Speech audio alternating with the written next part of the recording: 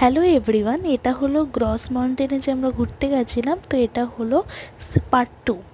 তো আমরা যখন চলে এসেছিলাম এত সুন্দর লেগেছিল জায়গাটা, কি সুন্দরভাবে সব কিছু প্রেজেন্টেশন, মানে ওরা কি সুন্দরভাবে জায়গাটা সাজিয়েছিল। আর স্নোয়ের জন্য তো আরও বেশি করে সুন্দর লাগছিল। এটা আমার ফার্স্ট এক্সপিরিয়েন্স ছিল স্নোয়ের ক্যানাডাতে। তো আমার খুবই এনজয় করছিলাম, ওখান থেকে তো আমার আসতে ইচ্ছা করছিল না। দেন এখানে আমি কিছু ফটো তুলেছি, তোমরা দেখতে পাচ্ছ। আমি আমার ড্যাডের সাথে ঘুরতে গেছিলাম। তো এখানে যখন স্নোগুলো পড়ছিল আমার কি ভালো লাগছিল। দেন আমি ওখানে আরও বেশি মজা করেছি, আমার খুব ভাল লেগেছে। কিন্তু ওখানে আমার খুব বেশি শীত করছিল, কারণ আমি সেরকম প্রপার জামা পরে যাইনি।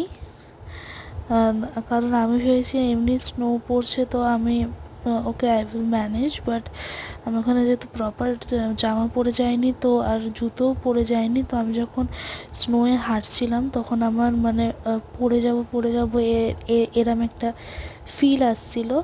তো তারপরে আমি সেইভাবে ম্যানেজ করেছি, আমি কিছু ফটো তুলেছি। তারপরে এখানে একটা বিয়ের স্ট্যাচু ছিল, তো সেখানে আমি ফটো তুলেছি। আমি স্নো নিয়ে অনেকক্ষণ ধরে খেলাধুলা করছিলাম, খুব ভাল লেগেছিল জায়গাটা। তো এখানে তো পেটস অ্যালাউ নেই, আর এখানে কিউবি আসলে দেখতাম যে ও হয়তো থাকতেও পারছে না ভালো করে, কারণ আমরা যেহেতু সবেমাত্র ইন্ডিয়া থেকে এসেছি, তাই কিউবির আর আমার টেম্পারেচারটা একটুখানি ম্যানেজ করতে একটু সময় লাগবে। তো আর এখানে এমনিতেও পেটস অ্যালাউ নেই ক্রস মাউন্টেনে এই ওপরে। তো এর জন্য আমার মম কিউবির সাথেই ছিল, এই জন্য আমার ড্যাড আমাকে ঘুরিয়ে নিয়ে এসেছিলো। তোমরা দেখতে পাচ্ছ যে কি সুন্দর। স্কেটিং আমি করিনি, স্কেটিং আমার ইচ্ছা ছিল করার, কিন্তু যখন আমি দেখছি আমি নিজেই বরফে হাঁটতে পারছি না, স্কেটিং কী করে করব। ওকে, যদি ব্লগটা ভালো রেখে তাহলে লাইক করে দিও। By everyone.